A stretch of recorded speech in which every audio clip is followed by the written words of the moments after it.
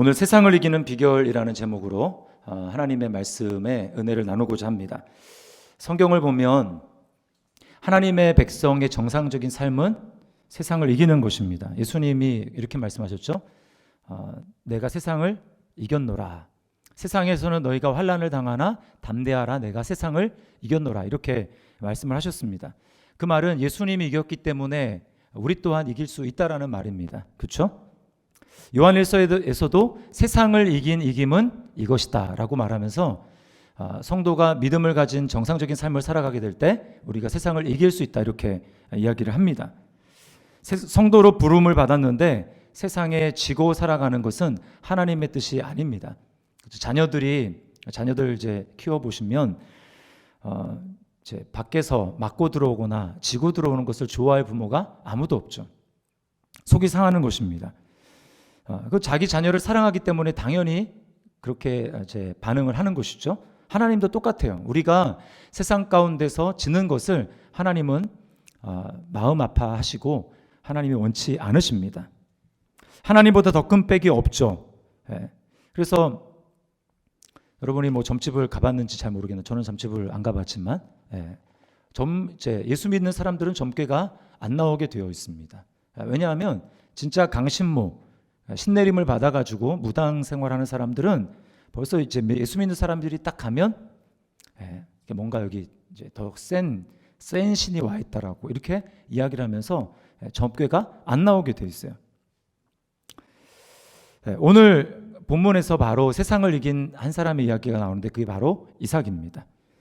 26절부터 29절까지를 보면 그랄 왕 아비멜렉이 이삭에게 와서 이제 화친을 평화조약을 맺는 내용이 나와요. 자, 29절을 한번 이제 같이 한번 읽어보겠습니다. 시작. 너는 우리를 해하지 말라. 이는 우리가 너를 범하지 아니하고 선한 일만 내게 행하여 내가 평안히 가게 하였습니다. 이제 너는 여호와께 복을 받은 자니라. 이 그랄 왕, 한 지역의 왕이죠. 근데 그 왕이 지금 뭐라고 하냐면 너는 우리를 해하지 말라 이렇게 이야기를 합니다. 또 너는 여호와께 복을 받은 자니라 이렇게 이야기를 해요. 너는 우리를 해하지 말라. 여러분 이 말은 지금 누가 더 세다는 말입니까? 지금 이삭이 자기보다 더 세다라고 이야기를 하는 거예요. 스스로 자기들이 약하다라는 것을 시인하고 있는 것이죠. 자, 잘 생각을 해보십시오. 이삭은 후발주자입니다. 이방 나라에 살다가 아브라함이 이제 그 가나안 땅에 와서 이제 그 땅에 정착한 지 이제 얼마 되지 않았어요. 후발주자입니다. 나그네로 가나안 땅에 정착한 사람인데 거기 원래부터 있었던 그 터줏대감인 이 그랄 왕 그리고 그랄 사람들보다 훨씬 더 번성하며 성공한 모습을 보여주고 있습니다. 어떻게 이삭이 그들보다 더 강력하고 세상을 이길 수 있는 그런 사람이 됐을까요? 세 가지를 말씀을 드리겠는데 자, 첫 번째는 하나님의 약속 안에 머물렀기 때문입니다. 26장 전체는 장소가 이 그랄이라는 곳이에요. 그랄. 자, 원래 아브라함과 이삭은 어디 살았냐 하면 브엘세바라는 곳에 살았습니다. 이렇게 사실 브엘세바와 그랄이 그렇게 멀지 않아요. 그런데 왜 이제 그랄로 가게 됐냐면 1절에 읽지는 않았지만 1절에 보면 거기에 이제 그 땅에 흉년이 들었다고 합니다. 큰 흉년이 들었어요. 그래서 이제 그랄로 옮긴 것입니다. 그랄이 어디냐면 브엘세바가 이제 그 하나님이 이스라엘 백성들에게 허락하신 그 가나안 땅의 지경 가운데 제일 남쪽에 있는 거예요. 그 브엘세바에서 약 이제 서북쪽으로 조금만 가면 거기에 그랄이 있습니다. 자, 근데 하나님은 2절에서 이렇게 말씀을 하세요. 여호와께서 이삭에게 나타나 이르시되 애굽으로 내려가지 말고 내가 내게 지시하는 땅에 거주하라. 이 하나님 말씀을 여러분 잘 귀 기울여서 보시기 바랍니다. 눈여겨서 보시면 여기 주목할 말은 내가 내게 지시하는 땅에 거주하라. 내가 내게 지시하는 땅에 거주하라. 이 말은 하나님이 아브라함을 처음 부르셨을 때 하신 말씀이에요. 아브라함에게 하나님이 갈대아우르에서 부르실 때 뭐라고 말씀하시죠? 내가 너에게 지시할 땅으로 가라. 내가 너에게 지시할 곳으로 가라. 이렇게 말씀을 하셨습니다. 아브라함은 정확하게 하나님이 지시할 땅이 어딘지 몰랐어요. 하나님은 가나안 땅을 생각하고 있었지만 아브라함에게 처음부터 다 보여주신 것이 아닙니다. 그래서 아브라함이 이제 가나안 땅으로 왔는데 그때도 이제 흉년이 들었습니다. 그래서 아브라함이 어디로 내려갔냐면 가나안 땅에서 애굽 땅으로 내려갑니다. 그때까지만 해도 아브라함에게 하나님은 내가 너에게 또 너의 후손에게 줄 땅이 어디다라고 하는 것을 다 알려주시지 않으셨어요. 그러니까 아브라함에게는 어디가 지금 하나님이 지시할 땅이신지 정확하게 알지 못하는 것입니다. 그래서 아브라함이 흉년이 되자 어떻게 돼요? 애굽으로 내려간 거예요. 자, 사실 하나님의 약속 안에 머무는 삶은 그렇게 쉬운 삶이 아닙니다. 왜 그렇습니까? 지금 당장 흉년이 들었어요. 그러면 어떤 생각이 듭니까? 저기 애굽으로만 내려가면 거기에 먹을 것이 있는데 라고 누구나 다 알고 있습니다. 그러니까 애굽 땅에 내려가고 싶은 것이 인간의 본성이라는 얘기예요. 육신의 눈으로만 보면 흉년들은 그 환경에서 하나님의 약속, 내가 너에게 지시할 땅에 머물라. 이삭은 이미 알고 있어요. 아브라함에게 하나님이 이제 시간이 지나면서 너와 너의 후손에게 줄 땅은 여기부터 여기까지다. 하나님이 이제 경계를 정해 주셨거든요. 그래서 아브라함이 알고 있었고 그것을 이삭에게 알려주었기 때문에 이삭은 알고 있어요. 그래서 하나님이 내게 지시하는 땅에 거주하라 라고 하는 것은 이 경계를 넘어가지 말고 가나안 땅에 머물라고 하는 것이구나 라고 하는 것을 이삭이 알았어요. 그러나 그것은 쉬운 일이 아니었습니다. 훗날 이스라엘 백성들 한번 생각을 해보십시오. 그들이 하나님의 백성으로 부름받아서 광야 생활을 할 때 그들이 틈만 나면 하는 말이 뭐였냐면 우리가 애굽으로 돌아가자라고 하는 것입니다. 애굽으로 계속 돌아가자는 거예요. 왜 그렇습니까? 거기 돌아가면 거기서는 살 수 있다라는 거죠. 지금 여기 광야에서는 먹을 것도 없고 마실 물도 없고 우리가 원하는 추구하는 것들이 넉넉하게 있지 않으니 우리가 애굽으로 돌아가자라고 이야기를 합니다. 그러니까 애굽은 거기는 나일강이 있었기 때문에 범람을 합니다. 그래서 땅이 굉장히 비옥해요. 거기는 1년에 2모작이 아니라 3모작도 가능한 그런 아주 풍부한 땅이었습니다. 먹고 살 걱정이 없어요. 그러니까 얼마나 여러분 달콤한 유혹입니까? 지금 흉년이 들었어요. 그러면 마음속에 당연히 이 흉년을 피하기 위해서 애굽으로 내려가야지 라고 하는 게 모든 사람들의 생각인 것입니다. 이게 인간의 본성이고 롯을 잘 생각을 해보십시오. 롯이 왜 소돔으로 갔습니까? 이제 아브라함의 목자와 롯의 목자가 하나님이 축복을 해주셔서 소유가 점점 많아지니까 이제 목초지 문제가 생기는 겁니다. 한꺼번에 다 목초지에서 양떼와 소떼를 먹일 수가 없는 거예요. 그래서 다투자 아브라함이 롯에게 선택권을 먼저 주잖아요. 그러니까 롯이 어떻게 합니까? 롯이 눈을 들어서 보고 어떻게 합니까? 온 땅에 물이 넉넉하니 여호와의 동산 같고 애굽 땅과 같았더라. 그렇게 해서 롯이 소돔을 택해서 간 것입니다. 여러분, 성도의 선택은 이것과 달라야 합니다. 물질적인 풍부함이 우리의 선택의 우선적인 조건이 된다면 미안하지만 우리는 세상을 이길 수가 없는 것입니다. 힘들지만 어렵지만 하나님의 약속을 붙들고 하나님의 약속 안에 머무는 삶을 살아가게 될 때 우리를 통해서 하나님의 영광이 나타나고 하나님을 통해서 우리가 세상을 이길 수 있는 그런 삶을 살아가게 되는 거예요. 내가 내게 지시하는 땅에 거주하라. 우리는 말씀을 마음속에 새기며 살아야 되는 것입니다. 우리는 하나님의 음성을 듣는다고 하면서 속으면 안 됩니다. 사탄은 우리에게 끊임없이 속여요. 우리로 하여금 타협하게 만듭니다. 제가 이제 성도들을 많이 보면 특별히 자기가 하나님의 음성을 듣는다라고 하는 분들 얘기를 들어보면 우리가 당연히 우리 안에 예수 믿고 성령님이 거하시면 우리가 다 하나님의 음성을 들을 수 있는 사람들입니다. 여러분 다 믿으시죠? 안 믿으시나요?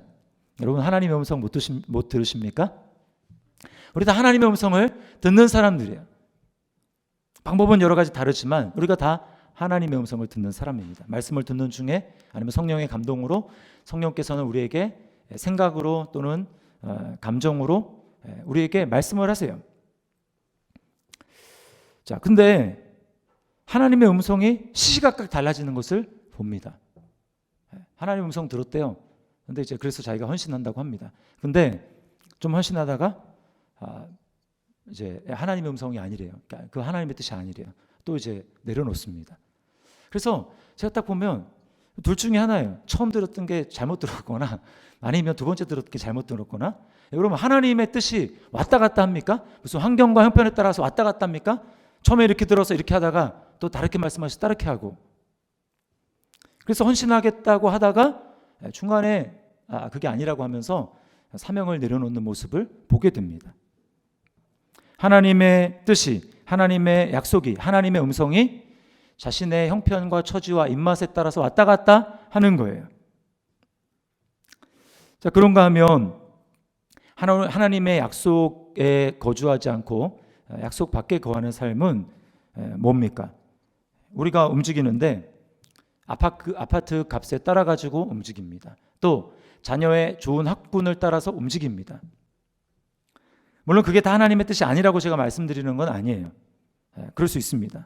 그러나 여러분, 정말 중요한 것은 아파트 값이 오르는가, 또 자녀의 학군이 좋은가 해서 그쪽으로 옮기는 것보다 정말 이 상황 가운데 하나님의 약속은 무엇이고 하나님의 뜻은 무엇인가, 그것을 먼저 우선적으로 고려하고 우리가 움직이지 않고 그냥 세상 사람들이 다 하듯이 그렇게 간다면 여러분, 거기에 하나님의 영광이 나타나겠습니까?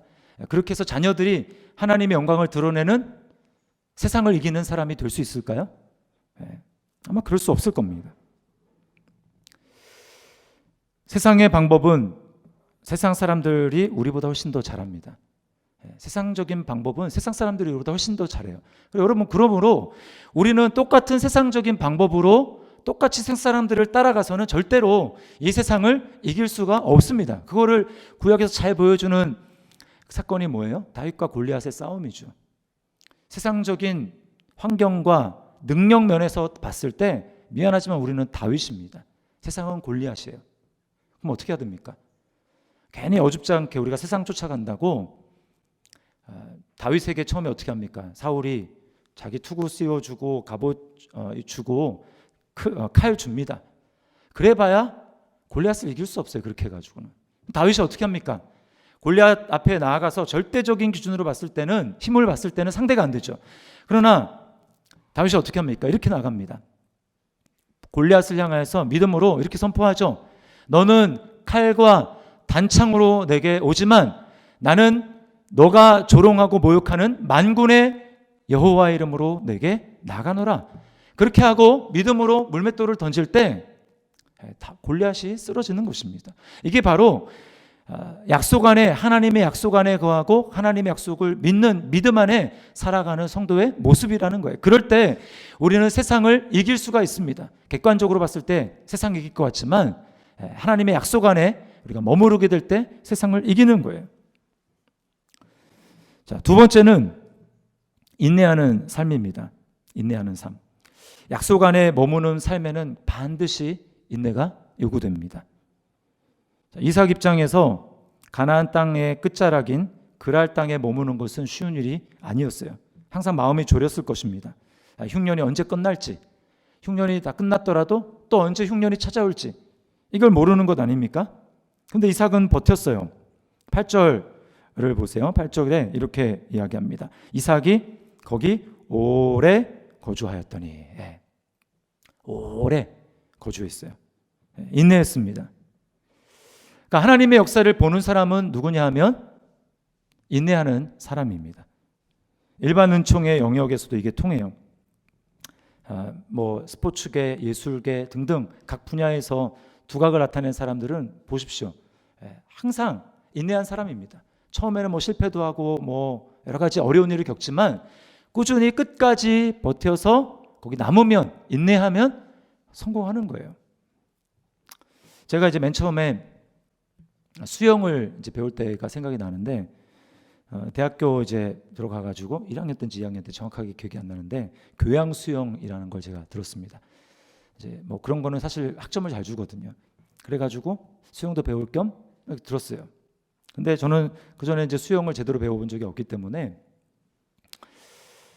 그게 이제 1학점짜리이기 때문에 일주일에 딱 50분 수업을 받는 겁니다. 근데 여러분, 뭐 수영을 배우지 않고 딱 처음 배우는 입장에서 일주일에 딱 50분 수업 받고 그 다음에 자기가 연습도 안 하고 또 그 다음 시간에 가서 50분 수업 받고 이렇게 해서 한 학기 다 해봐야 시간이 이제 몇 시간 안 되는 거예요. 그러니까 하는 일은 맨날 가서 물 먹는 것입니다. 물 먹는 거예요. 계속 이제 뭐 이렇게 이제 발차기를 하는데 발차기가 제대로 안 되니까 몸이 제가 모르겠어요. 골밀도가 높은지 남들보다 잘 안 뜨더라고요, 물에. 그래가지고 물에 이제 좀 깊이 좀 가라앉는 거예요. 그래서 음파를 이제 배우는데 이제 음파를 하래요. 그래서 이제 이렇게 한참 하다가 파 했는데 그럼 공기가 들어와야 되잖아요. 근데 파 했는데 공기가 아니고 물이 들어오는 겁니다. 계속 물을 먹는 거예요. 수영을 이제 하고 나오면 항상 이제 속에서는 이 소독약 냄새가 아주 났어요. 그러니까 물을 아주 충만하게 제가 먹은 거죠. 그래서 할 때마다 고민이었습니다. 이거 정말 이래가지고 진짜 제대로 학기 끝날 때까지 제대로 몸은 뜨나? 공기는 제대로 들어오는 거 맞나? 이러면서 고민했어요. 제가 중간에 왜 이렇게 수강 철회하는 신청하는 시간 있잖아요. 철회를 할까 말까 이렇게 생각을 하다가 그래도 끝까지 가보자 해가지고 끝까지 갔습니다. 근데 이제 안타까운 거는 거의 학기 끝날 때까지 안 되는 거예요. 계속 파하면 물이 들어옵니다. 파 소리도 안 나죠. 그냥 물이 들어오는 거예요. 근데 기적이 일어났는데 이제 다음 주가 이제 기말 실기 시험입니다. 근데 바로 전주에 한 주 전에 딱 뜨는 거예요. 딱 떠서 했는데 공기가 들어오는 것입니다. 제가 그때 얼마나 기뻤는지 몰라요. 아마 이제 중간에 그만뒀으면 이 공기 들어오는 맛이 이런 것이구나. 이거를 경험하지 못했겠죠. 여러분 믿음도 마찬가지입니다. 여러분이 말씀에 눈이 열리는 경험을 하고 싶다면 어떻게 해야 됩니까? 성경을 계속 수면제로만 쓰면 곤란하겠죠. 계속해서 말씀이 어렵더라도 말씀을 가까이 하고 기대하는 마음으로 말씀을 읽어야 합니다. 가까이 해야 돼요. 그럴 때 어느 순간에 하나님께서 말씀의 눈을 열어주시는 것입니다. 말씀의 맛이 이런 거구나 알게 되는 거예요. 기도도 마찬가지죠. 응답받는 기도 어떻게 해야 됩니까? 포기하지 않고 끝까지 기도하는 거예요. 또 주님의 위로를 경험하고 주님의 능력을 진짜 경험하고 싶다면 어떻게 해야 됩니까? 우리가 헌신하고 봉사하고 주의 일을 감당하다가 힘들어서 내려놓고 싶다. 그때 내려놓으면 여러분 그 사람에게는 주님의 위로도 없고 주님의 능력으로 그것을 박차고 일어날 수 있는 그런 계기도 없는 거예요. 그러나 힘들지만 괴롭지만 남들은 안아주지 않고 너무 힘들지만 주님을 생각하고 그 자리를 버티고 사명을 감당하며 나아갈 때 여러분 그 사람에게 주님의 위로가 있는 것입니다. 남들은 알지 못하는 주님의 위로가 임하는 거예요. 하나님의 능력을 경험하는 것입니다. 성도들이 인내한다고 할 때 우리가 세상의 인내와 다른 점이 뭘까요? 우리에게는 약속이 있다라는 거예요. 세상의 인내는 그렇게 한다고 꼭 반드시 된다라는 보장이 없지 않습니까? 그러나 여러분 우리 그리스도인에게는 우리에게 약속해 주시는 하나님이 있는데 그 하나님은 약속을 붙들고 나아갔을 때 믿음으로 나아갔을 때 안 되네 이런 것이 아니라 하나님의 약속은 전지전능하신 그 하나님께서 우리에게 주신 약속이기 때문에 실수가 없으시고 반드시 신실한 하나님이 이루실 것이기 때문에 세상에 어떤 친구들이 하는 약속, 회사에 누가 사장이 하는 약속, 그런 약속과 다르게 하나님의 약속은 반드시 우리에게 이루어지는 것입니다. 여러분 믿습니까? 네, 이게 바로 믿음이죠. 그래서 히브리서 10장 36절 말씀에 우리에게 이렇게 이야기합니다. 우리 같이 한번 읽어보겠습니다. 시작. 너희에게 인내가 필요함은 너희가 하나님의 뜻을 행한 후에 약속하신 것을 받기 위함이라. 네, 하나님의 뜻을 행한 후에 약속 안에 머문 후에 뭘 받아요? 네, 약속하신 것, 응답, 하나님의 성취 그것을 받으려면 인내가 필요하다는 거예요. 자, 이삭은 하나님의 약속 안에 거함으로 결국 어떻게 됩니까? 기적을 경험합니다. 12절과 13절 보세요. 이삭이 그 땅에서 농사하여 그 해에 100배나 얻었고 여호와께서 복을 주심으로 그 사람이 창대하고 왕성하여 마침내 거부가 되어. 자, 예수님이 그 옥토, 좋은 밭 이렇게 비유하면서 뭐라고 하십니까? 좋은 밭에 떨어진 그 씨앗은 어떻게 열매 맺습니까? 좋은 땅에 떨어졌다라는 것은 그 말씀을 받을 때 믿음으로 받고, 뭐라고 해요? 인내함으로 결실하는 것이다. 이렇게 이야기를 합니다. 인내로 결실하는 거예요. 말씀이 여러분에게 떨어지죠. 바로 이루어지는 게 아닙니다. 그러면 그 말씀을 가지고 우리가 인내하면서 넘어지더라도 다시 도전해보고 다시 적용해서 그 말씀대로 살아보고 그러면서 계속해서 그 말씀을 붙들고 인내하며 살아갈 때 결국 포기하지 않으면 그 사람의 마음밭에, 그 사람의 삶 가운데 30배, 60배, 100배가 거치는 거예요. 지금 이삭이 그걸 경험하고 있는 것입니다. 100배의 수확을 거두었어요. 사실 이게 기적이죠.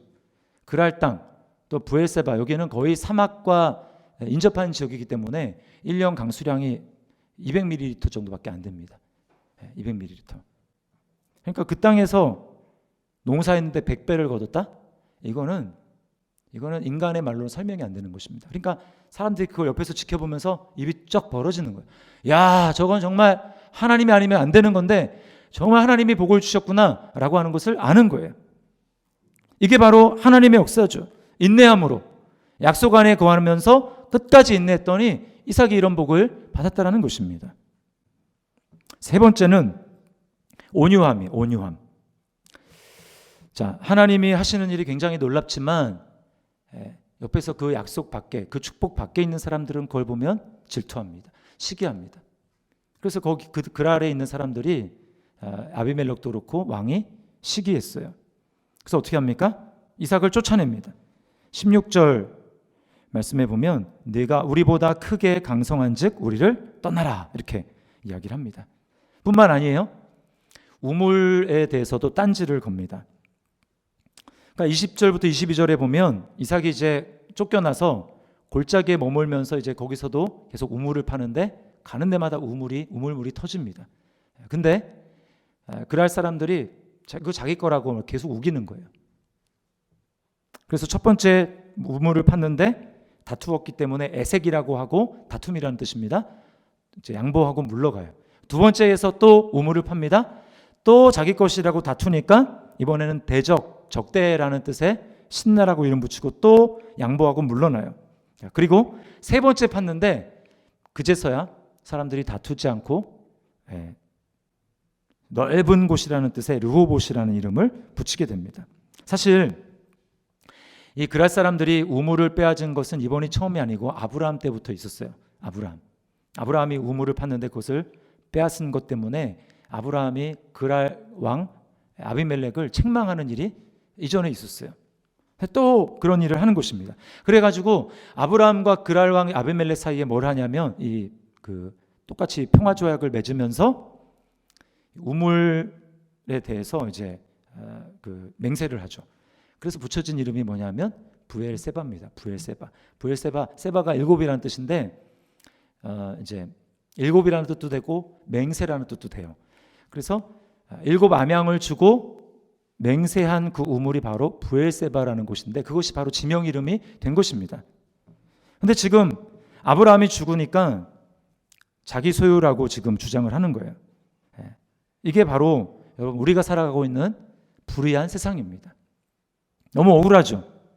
그러면 이삭이 이런 곳에서 양보한다라는 것은 정말 쉬운 일이 아니었습니다. 절대로 쉬운 일이 아니에요. 왜냐하면 오늘날과 다릅니다. 우물을 시골에 우리 시골에 가면 다 우물이 있던데 그런 우물이 아니에요. 우리나라는 물이 많죠. 그러나 이 그랄 땅은 물이 많은 곳이 아닙니다. 그래서 우물을 파더라도 지금 같은 무슨 시추 장비가 있습니까? 없어요. 최소한 수십 미터, 책에 보면 한 100미터 될 거라고 합니다. 그 깊은 우물을 파는데 무슨 장비를 해서 수맥이 흐르는 곳을 뭐 이렇게 딱 무슨 이렇게 관찰을 해가지고 거기를 뚫는 것도 아닙니다. 그러니까 우물을 판다고 다 나오는 것도 아닌데 가는 데마다 우물을 뚫는데 우물이 터져요. 그리고 그 곳은 사막과 인접한 곳이기 때문에 우물이 터졌다. 이거는 정말 거부가 되는 것입니다. 엄청난 부자가 되는 거예요. 요즘으로 얘기하면 기름 한 방울 나지 않는 우리나라의 유전이 터지는 것과 똑같습니다. 그런데 그런 거 터졌는데 그거를 빼앗는다고 그냥 주고 나와요? 이건 정신 나가지 않으면 그런 일은 정상적으로 할 수가 없는 거예요. 중국에서 이제 사업을 하는 성도들 얘기를 들어보면 중국이 이제 뭐 그런 일을 잘하잖아요. 뭐 갑자기 나가라. 그러면 거기 투자한 거 다 빼앗기고 나온다는 그런 이야기를 제가 들은 적이 있습니다. 억울하지만 지금 이삭은 어마어마한 손해를 보면서 그것을 주고 양보하고 나오는 거예요. 이게 뭘 보여줍니까? 이게 온유함입니다. 이때 박터지게 싸운다라는 것은 뭘 보여주냐면 온유함이 없다라는 것이고, 다른 말로 얘기하면 불신앙이라는 것입니다.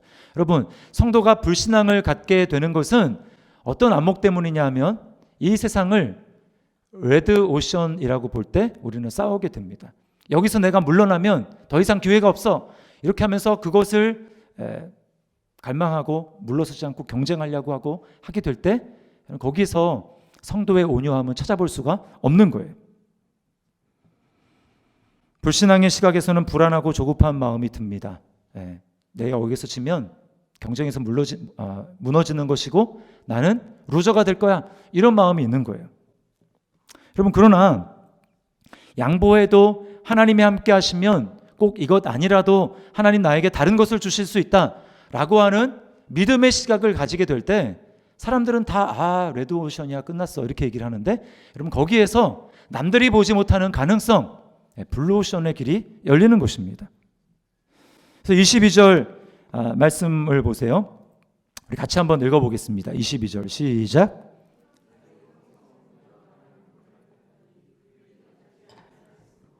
그 이름을 르호봇이라 하여 이르되 이제는 여호와께서 우리를 위하여 넓게 하셨으니 이 땅에서 우리가 번성하리로다 하였더라. 이삭이 하나님이 얼마나 넓으신 분이고 풍성한 분이신가 라고 하는 것을 생각하게 되니까 이전에 하나님이 역사하셨던 걸 기억했겠죠. 오물 한 번 파서 나오는 것도 어려운 일인데 두 번 파서 나왔다. 그러면 세 번 파서 나오지 말라는 법이 없고 하나님이 그렇게 역사해 주시지 못할 이유가 뭐가 있겠는가? 이제까지 아버지의 삶을 놀랍게 인도해 주셔서 기적의 연속으로 나의 삶, 아버지와 나의 삶을 지금껏 인도하신 하나님께서 하나님이 내가 양보하고 크신 하나님을 바라봤을 때 하나님이 또 역사하지 말라는 법이 어디 있는가? 이걸 바라본 거예요. 그래서 남들이 싸우는 그 영역에서 관대한 마음이 생기는 것입니다. 여러분, 언제 이런 일이 우리에게 일어날까요? 기도할 때 나타나는 것입니다. 기도할 때 어때요? 기도할 때는 우리의 영적인 시각이 넓어지는 거예요. 주님과 함께 점점 위로 날아오르는 것입니다. 성령의 날개를 달고 우리가 기도하며 나갈 때 우리는 영적인 고도가 주님과 함께 높아지는 거예요. 높이 올라가서 보면 어떻습니까? 여기 저기 말고 좀 저기도 있는데 굳이 왜 저기서 그렇게 다투려고 하나? 라고 하는 것들을 보게 되는 거예요. 이 세상과 같은 수준으로 있을 때는 우리는 세상과 싸울 수밖에 없습니다. 그러나 여러분, 비행기 다 타보셨겠지만 비행기 타고 올라가면 어떻습니까? 대단한 줄 알았던 그 세상, 크게 보이는 세상이 올라갈수록 점점 작아지죠. 사람이 개미만하게 보이고 자동차 대단한 빌딩 그것도 굉장히 작게 보입니다. 그렇죠? 이게 바로 높이 올라간 사람이 볼 수 있는 안목이라는 것이죠. 여러분, 자녀 양육에 대해서도 우리가 가져야 할 태도가 마찬가지입니다. 우리는 세상의 방법을 따라가서는 안 돼요. 아무런 비전도 없이 내 자녀를 향한 하나님의 계획과 뜻이 무엇인지 우리가 알지 못하고 무작정 세상 사람들이 다 하니까 다 그렇게 해야지라고 하면서 따라가면 안 된다라는 것입니다. 왜 그렇게 해야 되는지, 하나님은 일에 대해서 뭐라고 말씀하시는지, 주님의 뜻은 무엇인지, 하나님의 약속은 무엇인지 우리가 그것을 분별하고 그 비전과 그 뜻에 따라 나아가야 된다는 거예요. 왜 세상의 부모처럼 해주지 못하는 것에 대해서 우리가 연민을 가져야 됩니까? 그럴 필요가 없다라는 거예요. 자녀가 정말 하나님의 기업이라면 하나님께서 자녀의 앞길을 인도해 주실 것을 우리가 믿어야 되지 않습니까? 이게 진짜 믿음이죠. 내가 이렇게 세상적인 방법으로 우리 자녀를 세상의 그 경쟁의 그 테두리 속에 들어가 가지고 거기서 막 싸우는 그런 방법을 통해서 하나님의 역사가 일어난다. 물론 그럴 수도 있지만 우리는 다르게 볼 수 있는 그 시각을 가져야 된다는 것입니다. 온유함을 가져야 되는 거예요. 하나님의 뜻을 분별하는 온유함을 가져야 되는 것입니다. 그 뜻을 분별하게 될 때 우리는 한 발 물러나서 양보할 수 있는 온유한 마음을 갖게 된다는 거예요. 자녀가 정말 하나님의 기업이라면 우리는 뭐에 더 힘써야 됩니까? 자녀가 하나님을 더 깊이 만날 수 있도록 거기에 더 우리 초점을 맞춰야 됩니다. 자녀가 내 손만 잡는 것이 아니라 하나님의 손을 잡을 수 있도록 자녀를 인도해 주는 여기에 더 많은 관심과 초점을 기울여야 되는 거예요. 그럴 때 우리는 세상의 부모들과 똑같은 방식으로 싸우고 다투고 하지 않을 수 있는 것입니다. 초조해하거나 불안해하지 않을 수 있는 거예요. 우리 자녀들이 주님과 함께 높은 곳으로 올라가서 쟤네들은 저런 방식으로 하지만 나는 주님과 함께 다른 방식으로 할 수 있어. 주님이 나에게 원하시는 것은 이 길이 아니라 이 길인 것 같아 라고 하는 것을 주님과의 관계 속에서 주님과의 긴밀한 사귐 속에서 볼 수 있어야 하는 것입니다. 요엘서 2장 28절 이하가 우리에게 뭐라고 이야기합니까? 사도행전 2장에 베드로 사도가 그걸 인용해서 이야기하잖아요. 뭐라고 얘기해요? 말세 내가 내 영으로 모든 육체에 부어주리니 너희 자녀들은 어떻게 합니까? 예언할 것이요. 그 예언이 은사로서의 예언을 얘기할 수도 있지만 더 넓은 차원에서는 뭐냐? 하나님 나라의 말을 한다라는 거예요. 하나님 나라의 백성으로서의 말을 한다라는 것입니다. 세상의 말이 아니라 하나님 나라의 백성으로서의 말을 할 줄 안다라는 거예요. 그리고 또 뭡니까? 청년들은 환상을 볼 것이요. 세상 사람들이 다 보는 이 땅의 좁은 시각으로 바라보는 것이 아니라 하나님 나라의 넓은 차원의 비전과 꿈을 가지고 이 세상을 바라본다라는 것입니다. 그것이 어떻게 가능합니까? 내 영을 부어주리니. 하나님의 영으로 충만하게 될 때 그런 일이 우리에게 일어난다라는 거예요. 그러니까 여러분, 우리가 어떻게 온유함으로 자녀들을 양육할 수 있어요? 다투지 않고 우리가 넉넉하게 세상 사람들에게 할 수 있습니까? 다른 방법이 없어요. 부모로인 우리가 성령으로 충만하고 다르게 바라보는 것입니다. 더 높이 올라가서 위에서 바라보는 것입니다. 예전에 한번 이제 들은 간증 여러분에게 말씀을 드린 것 같기도 한데, 예전에 사역하던 제가 사역지에서 한 이제 그 순장님 부부가 있었는데 좀 약간 이제 세상의 좀 가치관과 좀 다르게 자녀를 키웠어요. 근데 별로 그렇게 조급하지 않은 거예요. 별로 조급하지 않고 뭐 하나님이 인도하신다라는 그런 믿음이 있었습니다. 근데 이제 거기에 뭐 그러면서 뭐 좀 약해가지고 뭐 이제 과외를 하나 했는지 아무튼 이렇게 했는데 그 과외 선생님이 그 집에 와서 좀 굉장히 놀라는 거예요. 뭘 놀라냐? 이 집안 분위기가 다른 거예요. 집안의 공기가 달라요. 다른 집 여러 집 다닐 거 아닙니까?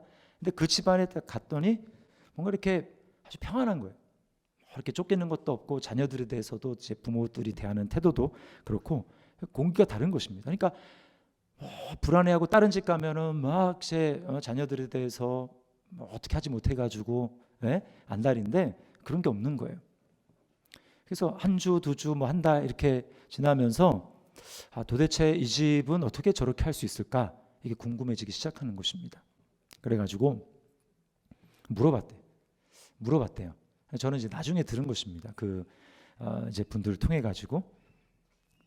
그래서 하는 얘기가 뭐 이제 하나님 얘기하고 하나님 만난 얘기하고 그리고 그런 믿음을 가지고 우리가 자녀를 지금 키우고 있다. 하나님이 우리 자녀를 어떻게 할 것이다. 이런 믿음을 가지고 자녀를 양육하니까 그분이 이제 교회를 안 다니는 분인데 궁금해지기 시작하는 것입니다. 그래서 결국 이제 어떻게 됐냐? 교회를 나오시게 됐어요. 전도하는 이제 그런 계기 있잖아요. 무슨 행복 축제 뭐 이런데 초청돼 가지고 나오게 되고 그 이후로도 계속 교회를 나오게 됐다라는 것입니다. 여러분, 이것이 바로 세상에게 그리스도인들이 경쟁력을 가지고 다른 모습을 보여줄 수 있는 방법이라는 거예요. 여러분, 우리는 이삭의 모습을 통해서 쭉 살펴봤지만 세 가지 말씀을 드렸잖아요. 뭡니까? 약속 안에 머무르는 것, 인내하는 것, 그리고 또 뭐예요? 온유, 다투지 않는 온유. 이 세 가지 모습을 이삭이 보여줬지만 이삭은 우리의 모범이 될 수 없습니다. 왜요? 새벽에 나오신 분들은 알겠지만 이삭은 좀 뒤에 보면 고집을 피웁니다. 하나님이 리브가가 이제 그 쌍둥이를 배에 가졌을 때 분명히 말씀해 주셨거든요. 야, 큰 자가 작은 자를 섬길 것이다. 그 말은 에서가 아니라 야곱에게 하나님이 언약을 이제 야곱을 통해서 이루어질 것을 말씀하셨거든요. 근데 이삭은 어떠냐면 자신의 육신적인 기질을 통해 가지고 이제 야곱이 아니라 에서에 집착을 하는 거예요. 그래서 끝날 때까지 이제 속일 때까지 에서인 줄 알고 야곱을 축복한 것입니다. 그게 뭐예요? 하나님이 분명히 뜻을 보여주셨음에도 불구하고 자신의 기질과 자신의 이 육신적인 생각을 내려놓지 못하는 것이죠. 그러니까 여러분, 이삭은 완전한 하나님의 뜻 안에 머무는데 인내하는데 실패하는 것입니다. 제가 말씀드리는 건 무엇입니까? 그러니까 이삭은 우리의 모범이 될 수 없고 모델이 될 수 없다라는 거예요. 그럼 누가 모범이 될 수 있습니까? 우리의 구원자 되시는 진정한 이삭이신 예수님이 우리에게 구원자가 되시고 모범이 되시는 것입니다. 예수님이야말로 하나님의 약속 안에 100% 머무셨어요. 하나님의 뜻 안에 머무셨습니다. 그래서 뭐예요? 하나님의 예수님을 향한 뜻은 무엇입니까? 너 죽어라, 십자가에서 죽어라, 이거잖아요. 주님은 그 말씀의 끝까지 머물렀습니다. 그리고 인내하셨어요. 십자가를 벗어버리고 싶고 놓아버리고 싶고 그랬지만 주님은 끝까지 겟세마네 동산에서 기도하면서 땀이 흐르는 핏방울이 될 때까지 기도하시면서 그리고 십자가에 못 박히시면서 인내함으로 그것을 이기셨습니다. 그래서 히브리서 12장 2절에 보면 이렇게 말하죠. 믿음의 주요 온전하게 계신 이인 예수를 바라보자. 그는 그 앞에 있는 즐거움을 위하여 십자가를 참으사 십자가를 인내하셨다라는 거예요. 주님만이 100% 하나님의 약속 안에 거하고 인내하신 분이라는 것입니다. 또 주님만이 하나님 아버지의 넉넉하심, 하나님 나라의 무한하심을 기억하고 주님만이 온유한 삶을 사실 수 있던 분이에요. 여러분, 특별히 이 온유함에 대해서 주님이 우리를 얼마나 넓게 하셨습니까? 우리의 마음이 넓어지게 하셨습니까? 우리는 원래 이 땅에 마음이 빼앗겨가지고 내가 이 땅에서 뭔가 성공하지 못하면 내 인생 끝난 것 같고 이 땅에서 내가 원하는 그러한 계획과 추구를 하다가 그것이 안 되면 우리는 낙심하고 절망하는 것이 우리의 삶이에요. 그러나 주님 안에서 우리가 그렇지 않다는 것을 발견하지 않습니까? 주님이 하나님 보좌에서 하나님 나라, 한도 끝도 없는 엄청나게 넓은 그 하나님 나라, 그것을 소유하시고 주인 되신 그 주님께서 친히 우리를 위해서 아주 좁은 이 세상에 오셨죠. 어떻게 좁아주셨습니까? 말구에 태어나시고 그리고 주님은 십자가에 못 박히실 때, 운명하실 때 한 평도 되지 않는 그 십자가 위에서 자신의 삶을 우리를 위해서 내어주셨습니다. 그래서 우리가 얻은 삶이 뭐예요? 얻은 삶은 시간적으로 영원한 삶입니다. 우리는 이 땅에 뭐 30년, 40년, 50년 여기에서 내가 성공하려고 막 장성한 이후에 성공하려고 여기서 실패하면 다 실패한 것처럼 생각하지만 주님은 우리의 관점을 영원으로 열어주셨어요. 그리고 또 어떻습니까? 장소적인 것도 마찬가지죠. 우리는 이 땅이 전부라고 생각하고 아파트 평수를 넓히고 또 내가 뭔가 성공해 보려고 하지만 주님께서는 우리의 이 장소적인 부분에 있어서도 우리를 무한하게 넓혀주셨습니다. 우리는 이 땅에 소망을 두지 않고 영원한 그 하나님 나라의 소망을 두는데 주님께서 제자들에게 자기가 떠날 것에 대해서 말씀하자 제자들이 걱정했어요. 그때 주님이 뭐라고 합니까? 너희는 마음에 근심하지 말라. 하나님을 믿으니 또 나를 믿으라. 내 아버지 집에 거할 곳이 많도다. 여러분, 많은 거예요. 하나님 나라의 시각으로 바라볼 때 여러분, 우리는 세상을 다르게 보고 승리하는 삶을 살아가게 되는 것입니다. 그러므로 우리가 세상을 이길 수 있는 비결 무엇입니까? 날마다 우리의 생명이 그리스도와 함께 하늘에 숨겨졌다고 이야기를 하죠. 그러면 날마다 우리는 그리스도를 바라봐야 되는 것입니다.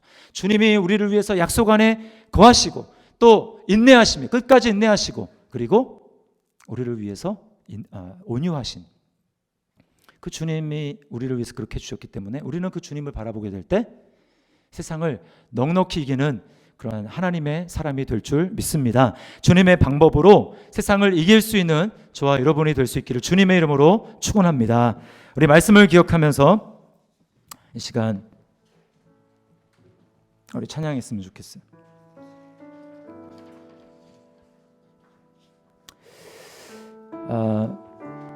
우리 죄에서 자유를 얻게 함은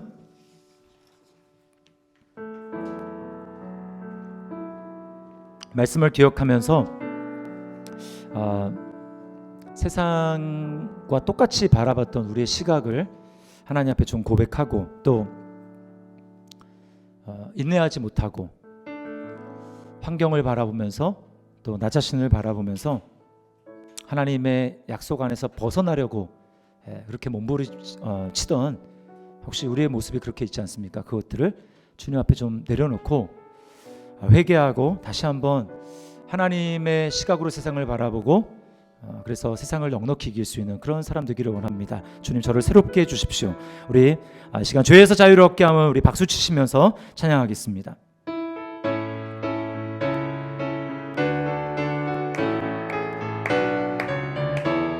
죄에서 자유를 얻게 함은 죄에서 자유를 얻게 함은 보혈의 능력 주의 보혈 시험을 이기고 승리하니 참 놀라운 능력이 아멘. 주의 보혈 능력이 또다 주의 피 믿으오 주의 보혈 그 어린 양의 매우 귀중한 피 육체의 정욕을 이길 힘을 이길 힘은 보혈의 능력 주의 보혈 정결한 마음을 얻게 하니 참 놀라운 능력이로다 아멘. 주의 보혈 능력이 또다 주의 피 믿으오 주의 보혈 그 어린 양의 매우 귀중한 피로다 눈보다 더 희게 맑히는 것 보혈의 능력 주의 보혈 부정한 모든 것 맑히신 참 놀라운 능력이로다 주의 보혈 능력이 또다 주의 피 믿으오 그 어린 양의 매우 귀중한 피로 구주의 복음을 전할 제목 구주의 복음을 전할 제목 보혈의 능력 주의 보혈 날마다 나에게 찬송 주니 참 놀라운 능력 아멘 주의 보혈 능력이 또다 주의 피 믿으오 주의 보혈 그 어린 양의 매우 귀중한 피 우리 4절 다시 합니다. 구주의 복음을 전할 제목 보혈의 능력 날마다 나에게 찬송 주니 참 놀라운 능력이로다 아멘 주의 보혈 능력이 또다 주의 피 믿으오 주의 보혈 그 어린 양의 매우 주의 보혈을 의지하며 다시 한번 주의 보혈 능력이 또다 주의 피 믿으오 주의 보혈 그 어린 양의 매우 귀중한 피로다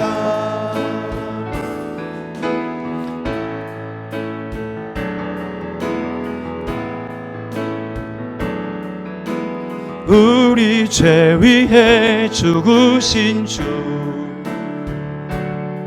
십자가 그 사랑 감사하네 날마다 주의 형상대로, 날마다 주의 형상대로 변화되리라.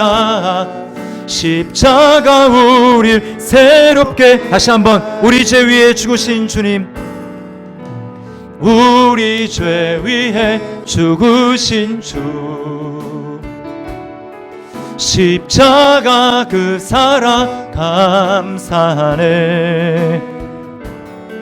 날마다 주의 형상대로 변화되리라.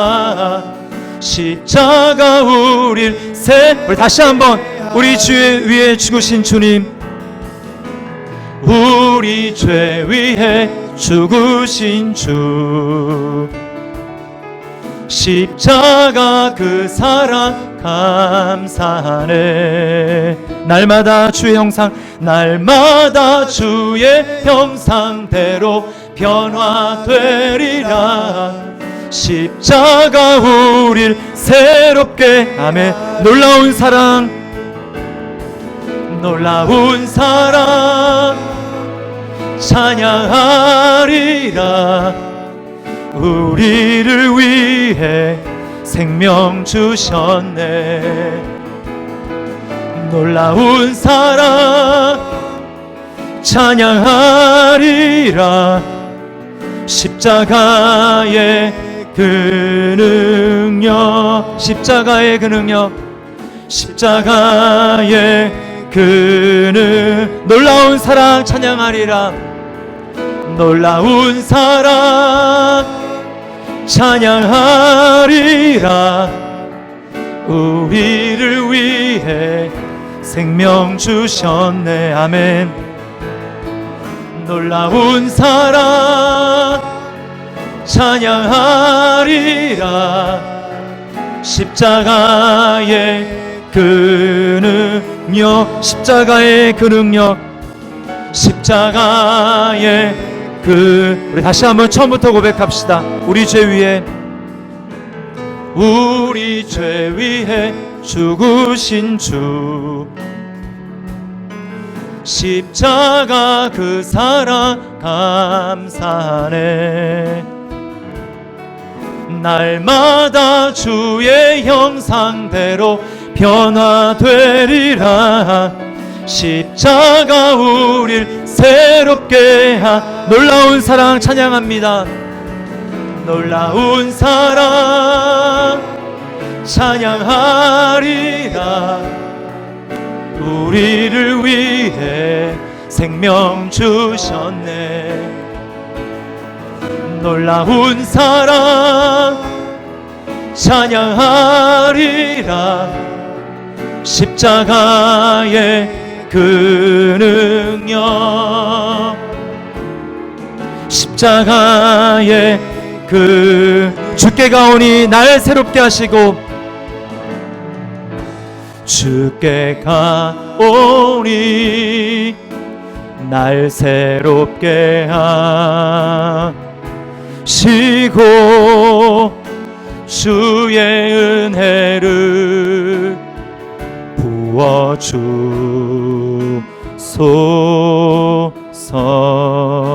내 안에 발견한 나의 연약함 모두, 내 안에 발견한 나의 연약함 모두 벗어지리라. 주의 사랑으로 우리를 승리케 하실 주님 찬양합니다. 주 사랑 나를 붙드시고,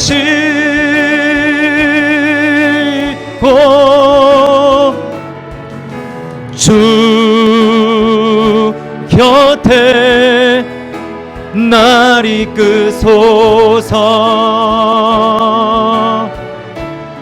독수리 날개치며 독수리 날개쳐 올라가듯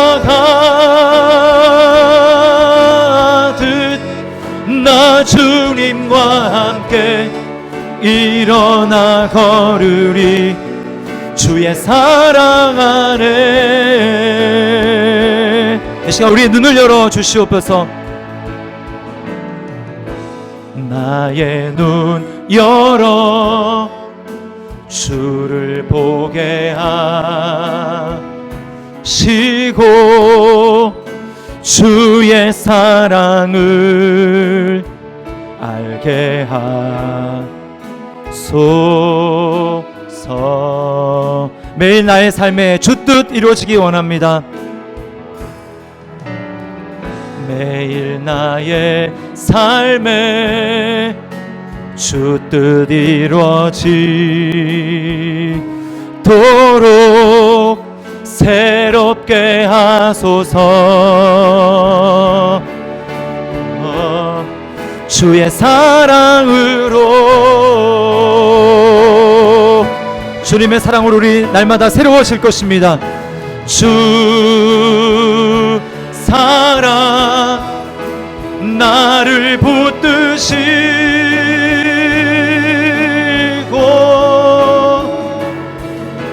주 곁에 날 이끄소서. 독수리 날개치며 독수리 날개쳐 올라가듯 나 주님과 함께 일어나 걸으리 주의 사랑 안에.